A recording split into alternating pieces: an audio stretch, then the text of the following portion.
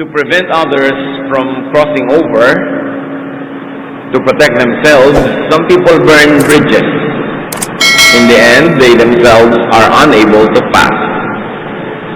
Masyadong defensive kuminsan ng ibang tao, sa kaayawan nila na maabala, sa kaayawan nila na maabuso, sinusunod nila ang mga tulay na pwedeng daanan ng tao patungo sa kanila. Pero ang hindi nila naiisip lagi, sila man nawawalan ng dadaanan na tulay. Don't burn bridges over which you too must pass. At ang ating pag-aaral ngayon, nasa temang yan, burning bridges. Salamat Panginoon sa buhay. Salamat po sa pahiram nyo na araw na ito. Salamat sa mga natutunan namin kahapon, ngayon, at sa ituturo nyo pa. Nawa sa aming pagbubulay-bulay at pag-aaral ng iyong mga salita, yumaman ang aming isip, bumait ang aming kalooban, at magbunga ng mabubuting gawa sa aming buhay ang lahat ng iyong mga katuruan. Sa pagsunod namin sa iyo, nawa Panginoon ay gumaling ang mga karamdaman ng aming espiritu, ng aming emosyon, maging ng aming katawan. Maging mas mabuti kaming tao, mas mabuting anak nyo, at mas maging payapa ang aming buhay. Turuan niyo po kami. Mangaral po kayo. Sa ngalan na iyong anak na si Jesus, ito po ang aming dalangin na may kalakip na pasalamat. Burning bridges. Matthew 18:21. Then Peter came to Jesus and asked, Lord, how many times shall I forgive my brother or sister who sins against me? Up to 7 times? Nagsimula si Pedro ng isang tanong. Sabi niya, Panginoon, ilang beses ko bang palatawarin ang aking kapatid na nagkakasala sa akin? Hanggang 7 beses po ba? Iniisip ni Pedro, impressive na ang kanyang sagot. Dahil 7, marami na yon. In this instance, Peter answers his own question. Nagtanong pa daw, siya naman ang sumagot. Sabi niya, 7 beses po ba? So Peter, by suggesting the answer, limits the answer or the range of the answer. In also answering his own question, Peter exposes his mind, and he also tries to display the wealth of his heart. Siyempre, pag sinagot niya yung tanong niya, pinapakita niyang alam niya ang sagot, maganda ang sagot niya, at lalo namang magiging kahanga-hanga ang kanyang kalagayan, and he tries to display yung kanyang kabaitan. Kasi sinabi niya, 7 times po ba ako magpapatawad? So Peter's exchange rate is 1 sin equals 7 forgivenesses. Parang ang bait na, very generous na, ang isang kasalanan ng aking kapwa, ang itutumbas ko 7 beses ng pagpapatawad. So pwede niyang paulit-ulitin up to 7 times. It is abundant, of course, by Peter's standard. Matthew 18:22, Jesus answered, I tell you, not 7 times, but 77 times. 7 is an important number in Jewish numerology. It signifies perfection. Kaya pag sinabi ng Panginoon na 77, dinoble niya yung 7, hindi naman talaga 77 yun. Ibig sabihin, walang katapusang pagpapatawad ang itatapat mo sa kasalanan ng iyong kapatid. Here, Jesus' exchange rate is 1 sin equals 77 forgivenesses or infinite, endless forgiveness. Walang hanggan. It is so much more, infinitely more. Peter's exchange rate, which initially seemed abundant, is actually sorely lacking. Kulang na kulang pala yung idinidisplay ni Peter na akala niya ay sapat-sapat na at sobra-sobra pang kabaitan. Matthew 18:23-24. Therefore, the kingdom of heaven is like a king who wanted to settle accounts with his servants. Jesus now demonstrates what he meant by 77 times. As he began the settlement, a man who owed him 10,000 bags of gold was brought to him. Sabi niya, para maintindihan mong ibig ko sabihin that you will forgive your brother 70 times 7 or endlessly, ang kaharian ng Diyos, ang paghahari ng Diyos ay tulad ng ikukwento ko sa iyo. Sabi, merong isang hari na kinuwenta ang utang ng kanyang mga katulong, ng kanyang mga alipin. At yung isang katulong, ang nakwentang utang, 10,000 bags of gold. Other versions will call it in its original wording in the Bible, 10,000 talents.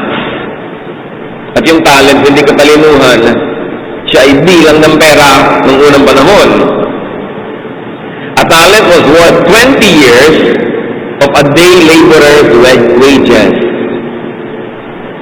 Sweldo ng minimum wage earner for 20 years, yung 10,000 talents or 10,000 bags of gold o yung utang nitong si servant number 1. Which means 200,000 years of work. Kasi 20 years of wages, 10,000 yung utang. So, 200,000 years of work. Kung kaya mong mabuhay ng 200,000 years, pambayad mo pa lang yun sa utang. Therefore, it was a mountain of an amount. Sa Jewish symbolism kasi, yung mountain naman, sagisag ng problema hindi mo kayang malutas.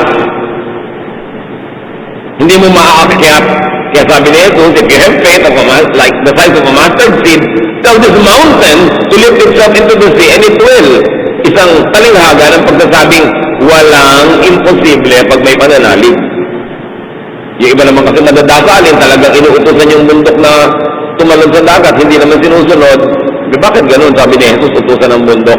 Talinghaga yun. Na walang bundok-bundok sa taong may pananalig. Walang imposible. Matthew 18:25, since he was not able to pay, the master ordered that he and his wife and his children and all that he had be sold to repay the debt. Pero ninyo, 200,000 years of work, paano na niya mababayaran? So talagang hindi niya kayang bayaran. Imposible. It was a mountain of a problem. Kaya, inilapat ang batas. Pag sobrang dami mong utang, ikaw, ang iyong asawa at mga anak, magiging alipin ng nagpautang. Bukod sa makukulong ka pa. Yan ang problema sa mga palautang o nalulubog sa utang ng mga magulang, ang mga anak na dadamay. Lalong-lalo na ang asawa. So it was legal, and by the legal system of their time, it was just. Yun lang ang marapat, yun ang makatarungan, kulang pa nga. Matthew 18:26 to 27, at this the servant fell on his knees before him. Be patient with me, he begged, and I will pay back everything. The servant's master took pity on him, canceled the debt, and let him go.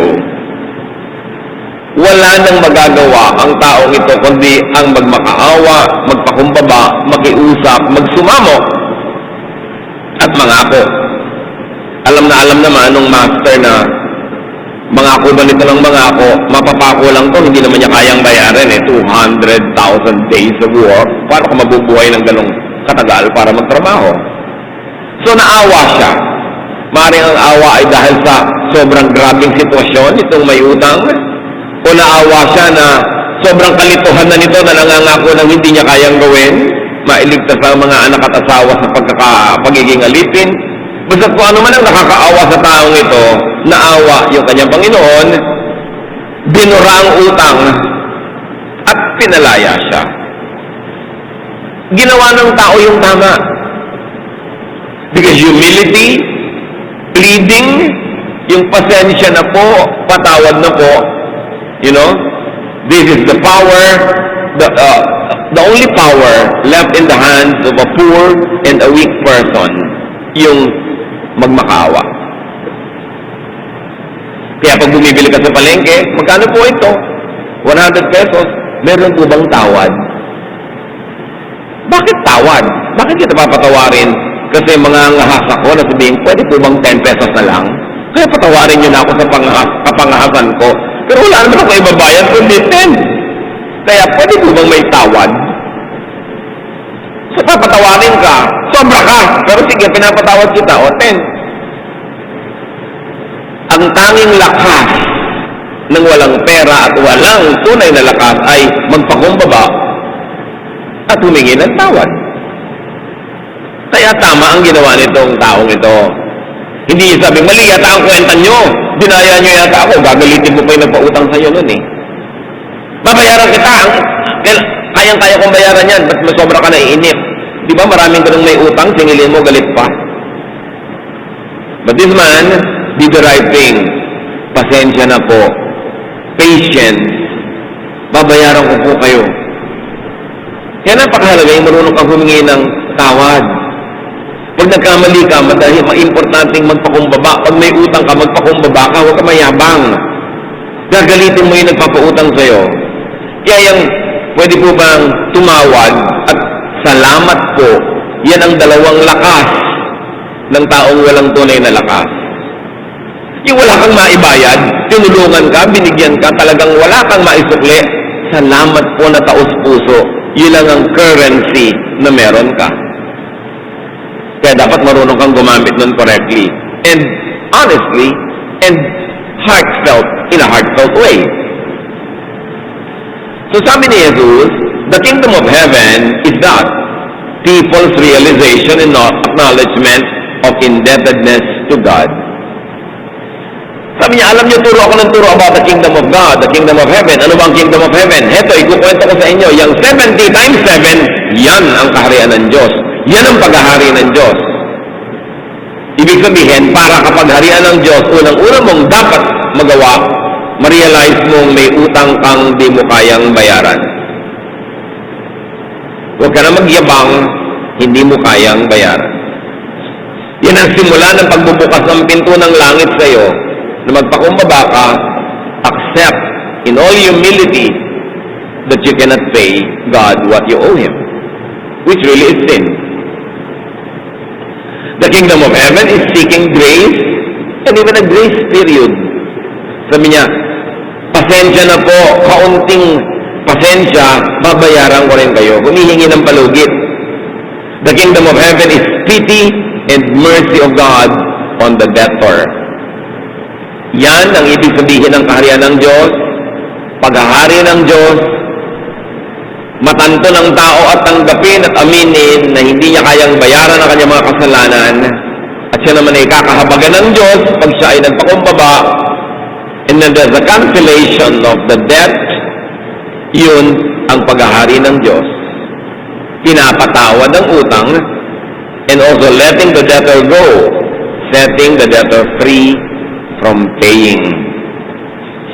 You want to spiritualize that? That is what we really do.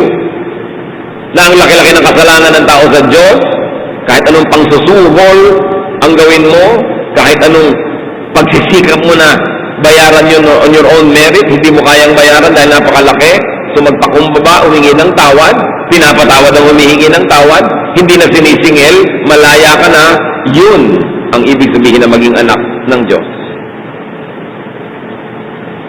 The kingdom of God begins with the cancellation of debt amounting to 200,000 years of a day laborer's wages. It is a cancellation of a mountain of debt that could be instantly forgiven by God's kindness when people seek grace. This is the message of Jesus. This is the kingdom of God, the kingdom of heaven. This is the mountain that by faith could be lifted up and thrown into the sea. The impossible can become possible. Our sins can be forgiven. We can be free from having to pay for our sins when we ask God for forgiveness.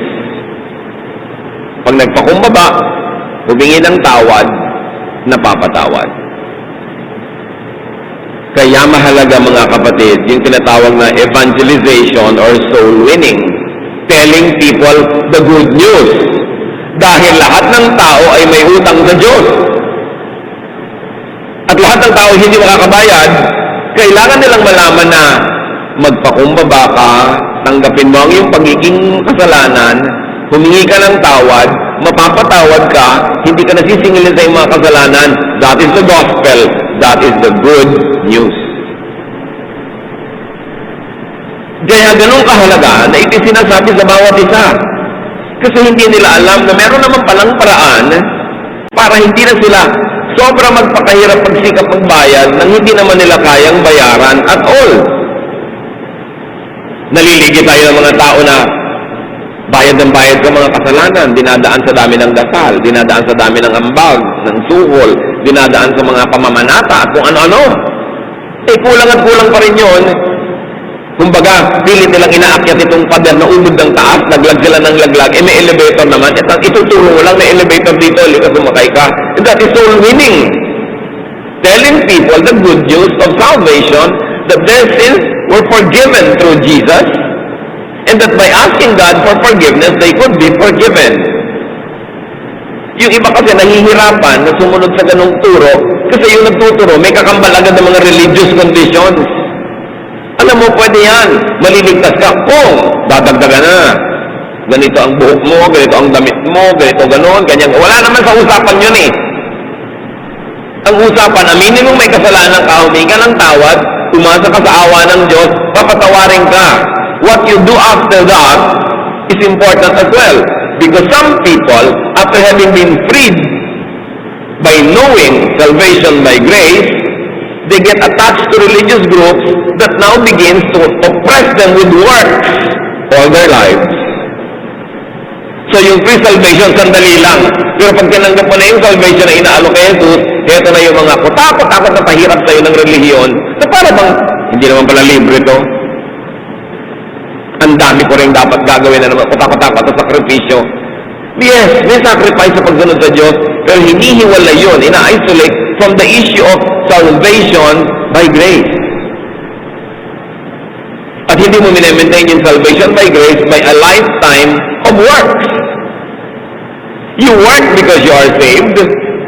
You don't work to be saved. Because you are already saved by grace. That's why salvation cannot be lost. So sabihin na iba, paano po pag na-save na ako, tapos nagkasala ako, hindi na uli ako saved? Bakit? Kaya ka ba na-save? Dahil sinless ka? Hindi po. Dahil humingi akong tawad. Bakit ngayon i-condemn ng sin mo?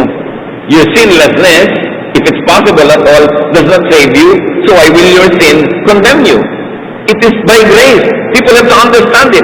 So you will relax, but not be licentious and abusive. Yes, there's a changed life because you are already saved. Not to continue to earn your salvation. Magkaiba. So what is the church? What is the kingdom of God on earth? Diba? Thy kingdom come. Anong ibig sabihin nun? Yung kaharian na ito, yung paghahari na ito ng Diyos, ay kailangang umiral sa lupa. Paano yun? Yung church is a fellowship of forgiven sinners, of forgiving beneficiaries of God's kindness. Who is a Christian leader or teacher? A forgiven sinner who now leads others so that they can get forgiven too. No one is righteous, not even one. No one is holy. No one is a father in a spiritual way. There's only one Father, and He is in heaven. Ang lahat ay magkakapatid lang. Wala tayong ama spiritually speaking among other people dahil pag may ama ka spiritually, apo ka na lang ng Diyos. Kasi siya ang anak ng Diyos. Lahat anak ng Diyos pag nananalig. Pagkamat organizationally, meron tayong mga hierarchies, meron tayong mga sinusunod na mga namumuno, pero walang Holy Father. There is one, and He is in heaven. The Father of the Lord Jesus Christ. And the Father of us all. Kaya dapat malinaw sa atin, paano ba ang mechanics ng Kingdom of Heaven? Sa pagpapatuloy, Matthew 18:28, napatawad ngayon si servant na lubog sa utang. But when the servant went out, he found one of his fellow servants who owed him 100 silver coins. This is not 10,000 bags of gold, just 100 silver coins. Sa ibang version, ginagamit yung original word, 100 denarii. A denarius was the usual daily wage of a laborer. So itong si Servant 1 na pinatawad, nakita niya si Servant 2 na may utang sa kanya na 100 denarii, which is 100 days of labor. Yung kanya, 200,000 days, diba? Aha! May utang ka sa akin. No? Pero yung utang sa kanya ng kapwa niya servant was 2,000 times less than his utang doon sa kanilang grand master. Matthew 18:28, he grabbed him and began to choke him. Pay back what you owe me, he demanded. Kalalabas-labas pa lang niya sa bahay ng kanyang amo, pinatawad siya for 200,000 years of salary. Nakita niya ang kapwa niya katulong na may utang sa kanya na 100 days worth of salary. Bigla niyang dinakma, sinakal, at sinabi niya, magbayad ka. At lumalawit ang inang dila nitong kapwa niya servant. So anong ginawa niya? He was unkind and cruel, overly demanding, and licentious in punishing the debtor. Matthew 18:29. His fellow servant fell onto his knees and begged him, be patient with me, and I will pay it back. Again, a very weak, poor person has no other power in his hands but to beg. So he did the same thing that servant 1 did to the master. Reply. Pagpasensyahan mo na ako. Nakikiusap ako sa'yo, babayaran naman kita. The same posture, the same plea, the same promise. This is the principle of the kingdom of God. Again, replaying. Yes, meron ako utang, patawarin mo na ako, pagpasensyahan mo na ako, at babayaran kita. Na-replay yung part 1. Yung part 2 kaya ng kwento na replay. Matthew 18:30, but he refused. Instead, he went off and had the man thrown into prison until he could pay the debt. Ang naulit lang yung part 1, yung pakiusapan. Yung pagpapatawad, hindi na ulit. Na iba ang kwento. Ipinakulong niya. Anong patapatawad? Hindi ka makabayad? Ipapakulong kita.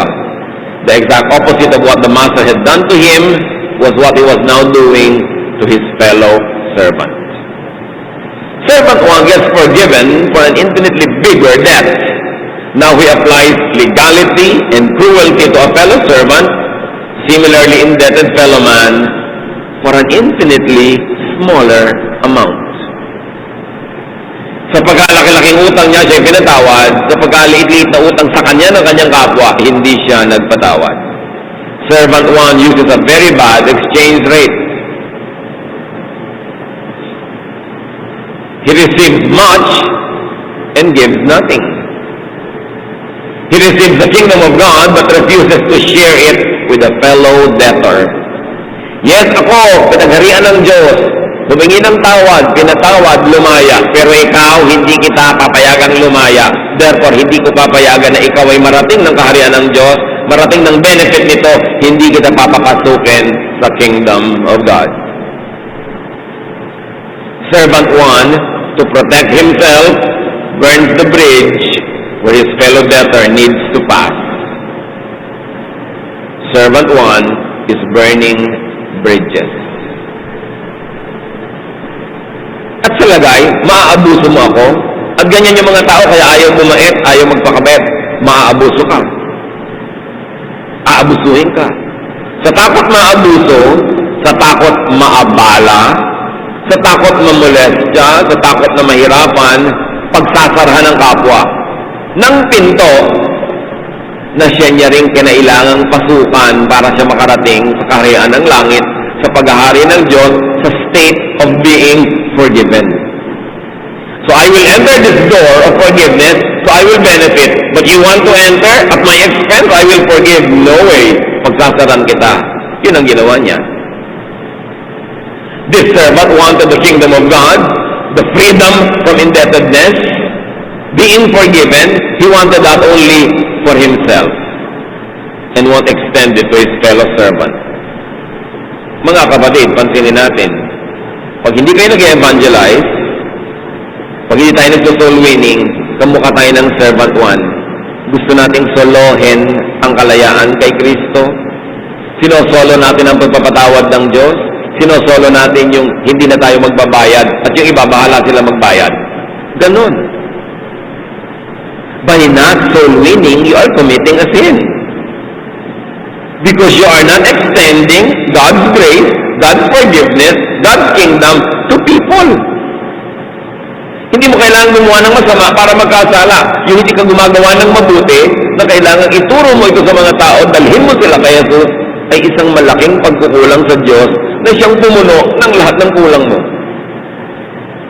Napakalaking kakulangan nang hindi ka nagdadala ng mga kaluluwa sa paanan ni Jesus. Nang hindi natin itinuturo itong salvation at pagpapatawad ng Diyos na walang bayad. Not sharing the good news is like being servant number 1. You let people stay in their prisons and rot there and not have hope. Kumalat ang balita tungkol sa kalupitan ng servant 1. Matthew 18:31, when the other servants saw what had happened, they were outraged and went and told the master everything that had happened. Nagsumbong sila.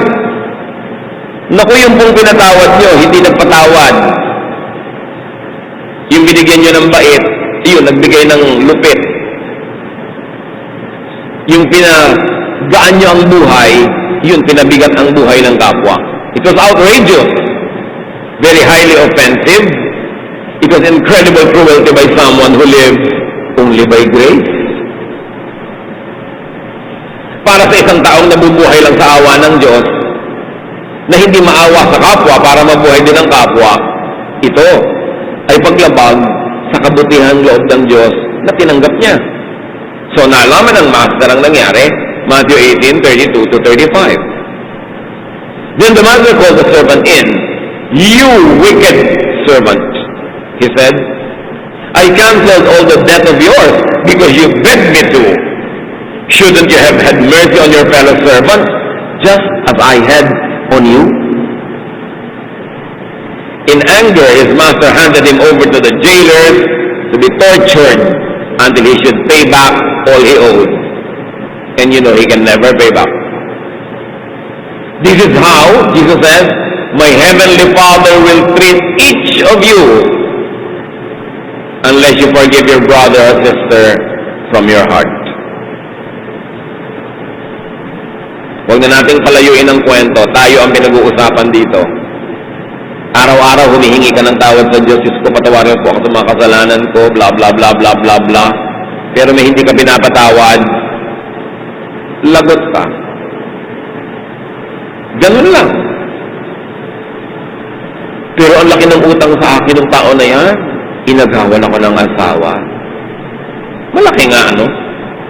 Pero mas malaki kaya yon sa lahat ng kasalanan mo sa Diyos? Na pinatawad ng Diyos? Naku, 1, 2, 3 ako niyan. Sinama ako sa multi-layer marketing, yung pala, 1, 2, 3. Mas malaki kaya yung nawala sa'yo kaysa sa utang mo sa Diyos? Inapi-api ako niyan nung ako'y bata. Mas malaki ba sa lahat ng kasalanan mo na dapat bayaran sa langit? Sabi ni Lord, this is how my heavenly Father will treat each of you unless you forgive your brother or sister from your heart. Tatanong mong iba, ang hirap-hirap po magpatawad. Mahirap lang kasi hindi from your heart eh. Siguro sa mind mo lang dahil sabi mo dapat magpatawad, so pinapatawad mo, pero hindi galing sa puso, kaya pabalik-balik. Nagagalit ka uli, naiinis ka na nun, ting maalala mo.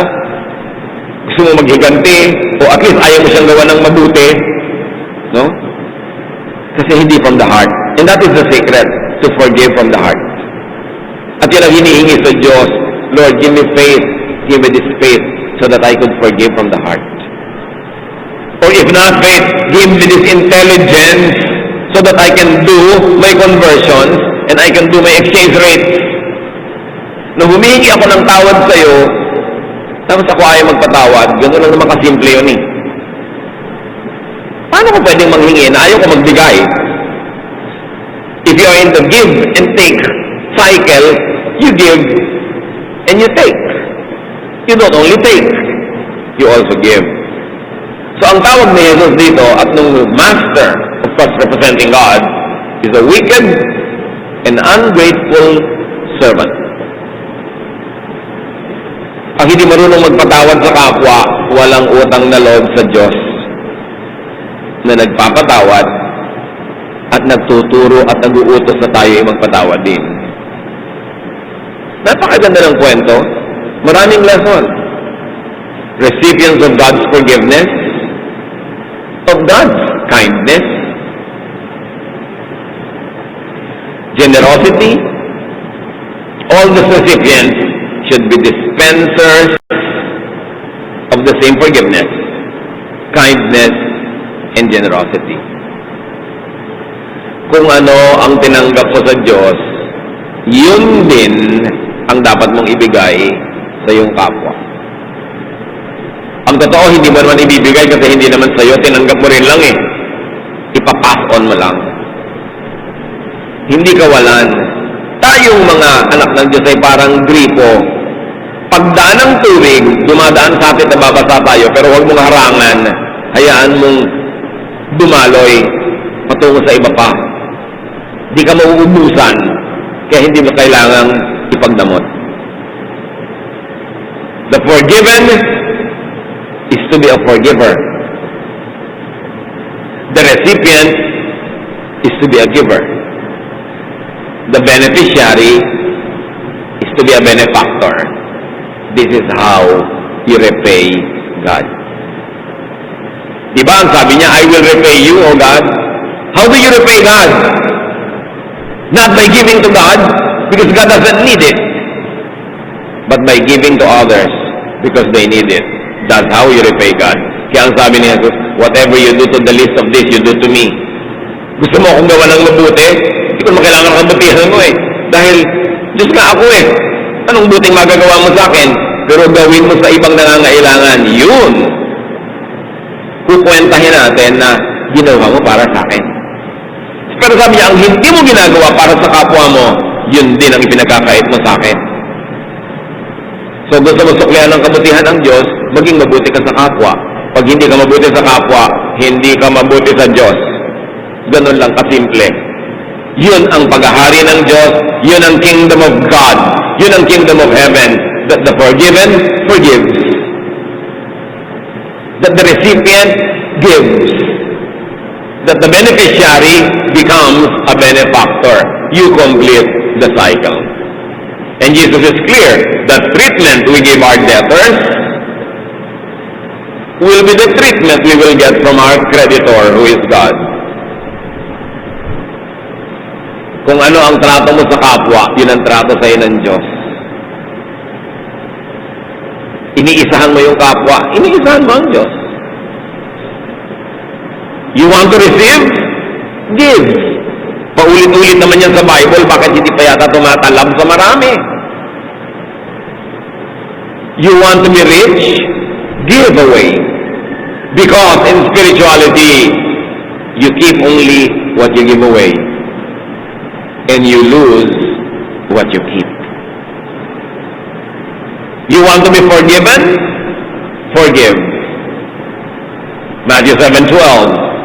Treat others as you want them to treat you. This is what the law and the prophets, the kingdom of God, in fact, are all about.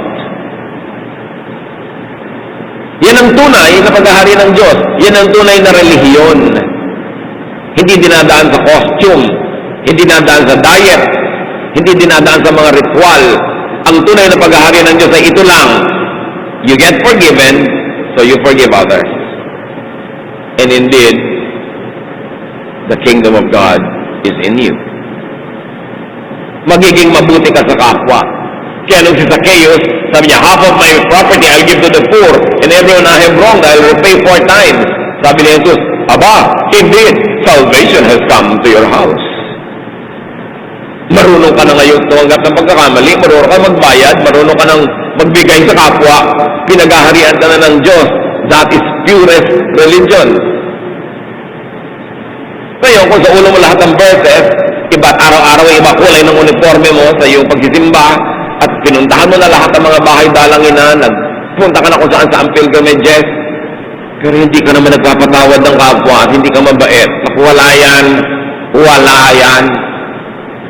Akala mo lang kung ano na yan, pero hindi binibilang ni Jesus. Ang binibilang ni Jesus sa paglilingkod sa Diyos araw-araw ay ilang beses ka nagpatawad ngayon. You want to do my work? Say, I serve God, I do God's work. The work of Jesus is to dispense forgiveness. Side effect lang yung nagpapagaling ng mga may sakit dyan, nagpapakain ng mga gutom. Pero ang tunay na work ni Lord is to extend the Father's forgiveness to people who need it. So when you teach people how to be forgiven, you are extending God's kingdom. But when you are withholding your own forgiveness to those who have wronged you, you are limiting, you are shrinking, you are hiding the kingdom of God. Kaya sabi ni Jesus, a city set on a hill cannot be hidden. Let your light shine before men. At ang tunay na light ng mananampalataya, ng sumusunod kay Jesus, hindi yung itsura niya, hindi yung language niya, hindi yung mga affiliation niya, yung pagpapatawad niya. Yun ang tunay na light. So, kumusta ang ating mga ilaw? Do not measure your spirituality by other standards. The standard of Jesus is this: forgive. Because God will do to you what He did to that servant if you don't forgive. Ngayon, this does not excuse debtors from paying. Hindi pwede ikaw may utang, sa sumunod na utangan mo, oy, kailangan patawarin mo ako, sabi ng Diyos. No. Ang kausap dito, yung mga nagpapautang at may pautang. This is a principle for lenders, not for borrowers. Ang kausap dito, o ikaw, may pautang ka, magpatawad ka. Pero hindi sinasabi doon sa may utang na, huy, huwag ka na magbayad. Hindi yun. Ang kausap yung may pautang. Na, sige na, magpatawad ka na. Pero yung may utang, gawin mo ang lahat ng kaya mo para ka magbayad. Huwag mong gagawing lisensya. Ang katuroan na ito, that will be a wrong use of the verse. May wrong use kasi of a verse eh. Parang martilyo, pampukpok ng pako, pero pag pinukpok mo sa ulo ng tao, wrong use. At maraming gumagamit ng verses ganung paraan. Wrong. So, una, ang kausap dito are the lenders. The idea is, when forgiven, you should forgive. Huwag ka magpalito. Malaki po ang utang. Baka ako abusuhin kung ano nung pampagulo. Simple lang yan. Huwag mong guluhin ang isip mo. Pinatawad ka ng Diyos, magpatawad ka. Walang pero, walang kung ano-ano pa. Don't complicate it so you will have the excuse not to obey. Said another way, to be forgiven, forgive. Pag magdarasal ka sa umaga, sa tanghali, sa gabi, bago ka humingi ng tawad sa Diyos, meron kang dapat unahin, patawarin mo muna yung mga sa tingin mo nagkasala sa iyo. Sa tingin mo lang yun, ha? Kaya nagkasala ka sila o hindi, is another issue. It is contestable. Kung isa kasi, guling-guling mo lang na nagkasala sila sa iyo. Pero kaya totoo kaya hindi, magpatawad ka muna kasi sayang ang dasal mo pag di ka nagpatawad. Nung si Jesus ay tinanong ng mga disciples, teach us how to pray. Sinabi niya ni Jesus yung tinatawag natin ngayong Lord's Prayer. And a very important part of that is Matthew 6:12-13. And forgive us our debts, as we also have forgiven our debtors. And lead us not into temptation, but deliver us from evil. I want you to look at these verses with a fresh perspective. Patawarin mo po ako sa aking mga utang, gaya rin naman ang pagpapatawad ko sa nagkakautang sa akin. Ibig sabihin, kung hindi po ako nagpatawad, huwag niyo akong patawarin. Kung kalahati lang po ang pinatawad ko, edi kalahati lang din ang patawarin niyo sa akin. Kung naghiganti ako, edi paghigantihan niyo rin po ako. Kasi, forgive us our debts as we have forgiven our debtors. Past tense, ha? Kung paano ako nagpatawad na, ganun nyo lang din ako patawarin. Ilayo niyo po ako sa tukso. Ano ba yung tukso? Akala na iba, laging puro sex na lang yung tukso na yan. At ilayo niyo po ako sa masama. Apply the same exchange rate, the same standard as you want to be forgiven. So, makwenta ka, natuos. Bilang na bilang mo, 3 beses mo nang ginawa sa akin niya. So, pag humingi ka yung tawad sa Diyos, bilang din niya. O ikaw 3 beses na yan. Last na. Pag sinabi mo sa kapwa mong last na yan, sasabihin din sa iyo ng Diyos, last na yan. Because, forgive us as we forgive those who trespass against us. In the same manner that we forgive, that is the way you will forgive us, O God. So, in the economy of God, in the province of forgiveness, your selling rate should be the same as your buying rate. Walang tubo. Kung ano ang tinanggap mo sa Diyos, yun ang ibibigay mo sa kapwa. Walang kulang, walang itinago mo para sa sarili mo lang na tubo. At sabi, ilayo mo kami sa mga tukso, lead us not into temptation. Hindi lang mga sexual sins ang temptation, hindi lang stealing or killing. One major temptation is to seek forgiveness from God, but not give the same to other people. Malaking tukso yon. Hihingi ako sa Diyos, pero di ako magbibigay sa iyo. That's a temptation. I want to keep something for myself. Ako may nahingi, pero ikaw di ka nabibigyan. It's a major temptation. Kaya yung deliver us from evil, one major evil is to apply God's grace to oneself, but apply cruel legalism to others. Yan ang evil. Akala na iba yung evil lang, yung nagnakaw ka, yung nakiapid ka, although evil yun. Hindi lang yun. Yung tumatanggap ka ng grasya ng Diyos, kabaitan, tapos ang ibinigay mo sa kapwa, kalupitan, evil yun. Kasi hindi mo ginagawa sa kapwa, yung ginagawa sa iyo ng Diyos. Kaya maraming tao, akala nila hindi sila evil just because they don't kill. Dahil lang hindi sila drug pusa, hindi sila evil, pero ayaw magpatawad ng kapwa. Ang iksi-iksi ng pasensya, ang konti-konti ng kabaitan, konti lang ubus na, hanggang dyan ka lang, meron agad limit, sobrang self-preservation, evil yun. Although sometimes your religious affiliation can lull you and intoxicate you into thinking that you're okay, but lead us not into temptation and deliver us from evil. You've got to redefine what temptation and what evil are. It is evil not to be good to people when God is good to you. It is a temptation to keep something from God and then keep something by getting it from God and then keeping it for yourself and not giving the same something to people who need it. Maraming mukha ang kasalanan. Hindi lang lust na laging pinanggigigilan ng mga conservative. Pero ang mga kasalanan nila, ang dami-dami. Panguhusga sa kapwa, kalupitan, pagpaparusa sa kapwa, na hindi nahahalata. Kaya tuwa si Satan sa ganun Marami siyang paraan ng paninira na hindi halata. One major mistake is to burn the same bridge over which you two must pass. Aha, may tulay pala mula sa iyo patungo sa akin. Susunugin ko yan para di ka makatulay. Nung sinunog mo ngayon, ikaw doon wala ka ng tulay na dadaanan patungo sa Diyos.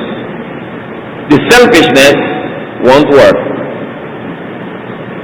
Matthew 6:14-15, Jesus speaks. For if you forgive other people when they sin against you, your heavenly Father will also forgive you. But if you do not forgive others their sins, your Father will not forgive your sins. Sayang ang dasal ng mga di naman nagpapatawad.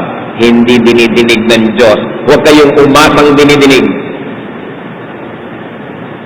Kaya sabi, if you're going to offer something to God, first, and remember that your brother has something against you, First, leave your altar on the table, go to your brother and be reconciled with him, then come back and make your offering. Ayaw ng Diyos na bigay ka ng bigay sa Kanya, tapos may kagalit ka pala. So makipagkasundo ka, yun ang una mong offering sa akin, at pag nagawa mo na yun, tsaka ka mag-offer dyan. Paano po ayaw makipagkasundo? Problema na niya yun, pero ikaw, nakipagkasundo ka ba? Opo, ayaw po niya. O sige, understood. Pero ang unang tanong, nakipagkasundo ka ba? It's easier for a camel to go through the eye of the needle than for people to enter the kingdom of God when you realize that the kingdom of God is a kingdom of forgiveness. Not only for yourself, but also your forgiveness to others. Ito ang mahirap pasukin. Akala ng iba nasa loob na sila, ay wala pala. Kaya naman pala ganito yung buhay ko eh. Ang tagal ko ng memorya ng birth, kasal ng kasal, gulo-gulo ng buhay ko. Wala pala ako doon sa loob ng area of forgiveness. Nandun lang ako sa pre-holding area where I am forgiven by God. Pero yung inner sanctum where I am already the one forgiving others, wala pa ako doon. Kaya naman pala hindi dumadalo yung pagpapala. Kaya pala ang sikip-sikip ng aking hininga. Kaya pala ganito yung buhay ko. Ang tagal-tagal ko na sa Panginoon, ang gulo-gulo pa rin. Wala naman pala ako doon sa kaloob-looban. Nandun pa lang ako sa lobby ng Kingdom of God. Wala pa ako doon sa inner sanctum, the most holy place, where your entry ticket is, have you forgiven others?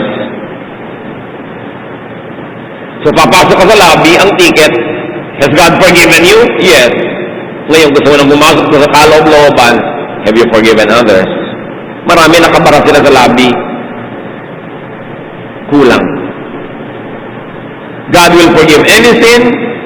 God will forgive all sin that you are willing to forgive others for.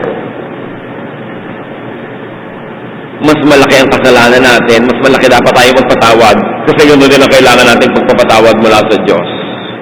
That is why kind and forgiving people are said to go to heaven, because they are forgiven as they forgive. As they give, they receive. This is a universal, timeless principle. As you give, you receive. You give and you receive. You receive only what you give. The kingdom of God, the reign of God, spirituality, Jesusness is about forgiveness.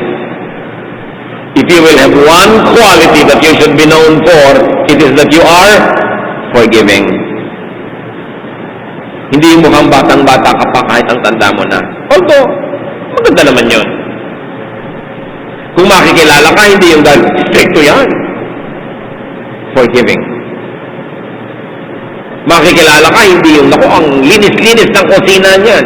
That is good, pero forgiving ka. Kasi yun ang ticket mo eh. Para ka mag-enjoy ng happiness, ng rest, ng powerful grace of God. God forgives. Forgiven people should forgive their fellow men. To be forgiven, people should forgive. Paulit-ulit, dapat nating isaloob. A Jesus follower is a forgiven sinner, leading other sinners so they could be forgiven too. God forgives our 200,000 years worth of wages. What 100 days worth of wages that your fellow man owes you, will you not forgive? Work on your math. Work on your equation, on your exchange rate. Mark 8:36. What good is it for someone to gain the whole world, yet forfeit his soul? Ano naman ang mapapala mo, naging iyo nga ang sanlibutan, pero ang kaluluwa mo hindi sa'yo. Hindi ka nga nalamangan, pero hindi ka rin pinagbigyan ng Diyos. Hindi ka nga nagbigay, hindi ka rin nabigyan ng Diyos. Ano na mapapala mo doon? Who or what should you forgive? Because God has already forgiven you. Who or what should you forgive so you could be forgiven? How many times would Jesus forgive Peter? kung in-apply ni Jesus kay Peter yung 7 niya, lumampas-lampas na siya doon sa dami ng kanyang pagkukulang, hindi siya dapat makapunta sa kingdom of heaven. Buti na lang ang standard, hindi yung 7 ni Peter, kundi yung 70 times 7 ni Jesus. Pati tayo nakikinabang sa standard na yon. Sino tayo para ipagkait yon sa iba? Don't burn the bridge of forgiveness over which you too must pass. Aming Diyos, turuan niyo kaming palambutin ang aming puso. Today, as we hear your words, teach us not to harden our hearts as in the rebellion. Teach us to be humble, to be teachable, impressionable, so that we could change. At tunay nga sinasabi sa Romans 12, be changed by the renewing of your mind. Turuan niyo kaming mabago ang aming pananaw tungkol sa pagpapatawad, sa paghingi ng tawad, tungkol sa aming mga pagiging wise, sa ayaw namin na kami maabuso, maabala, nagiging unkind na pala kami. Turuan mo, Panginoon, na tablan kami ng Espiritu na iyong salita hanggang loob, hindi lang sa labas. Para makapasok kami doon sa innermost holy place where your forgiveness reigns and where our forgiveness can bring us. Teach us to be like your Son, Jesus. Less of ourselves, less of selfishness, and more of kindness and goodness. Pagbulay-bulayan natin sumandali ang ibig sabihin nito sa ating mga personal na buhay.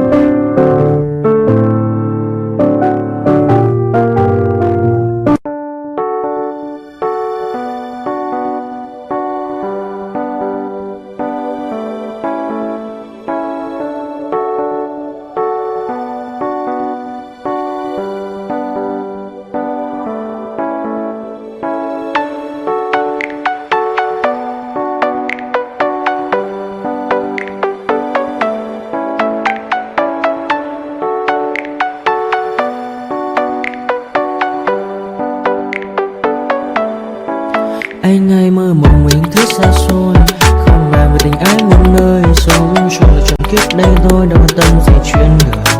Thế mà lại nằm tương tư, ông tầm 31 xa tơ, đêm nằm trộm nhớ mơ mơ về ai. Thì ra anh yêu rồi, từ ánh mắt nụ cười, từ đôi môi gọi mưa xa xuyên lòng anh. Thì ra mê em rồi, ngày hay đêm ôm lời, chỉ nghe đến em thôi, đó là do anh đã yêu rồi, anh đã yêu rồi, anh đã yêu rồi. Oh, oh.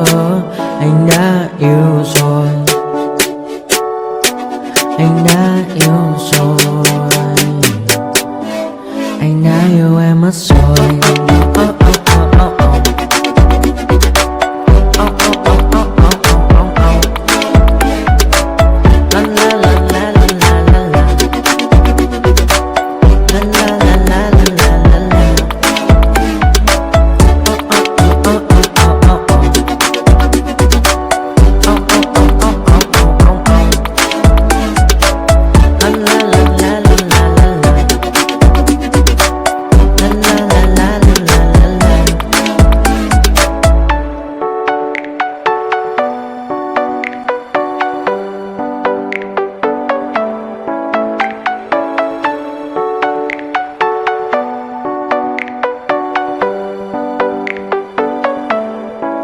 Anh ai mơ mộng mình thứ xa xôi, không bàn về tình ái muôn nơi. Sống cho là trọn kiếp đây thôi, đâu quan tâm gì chuyện đời. Thế mà lại nằm tương tư ông tầm 31 sẽ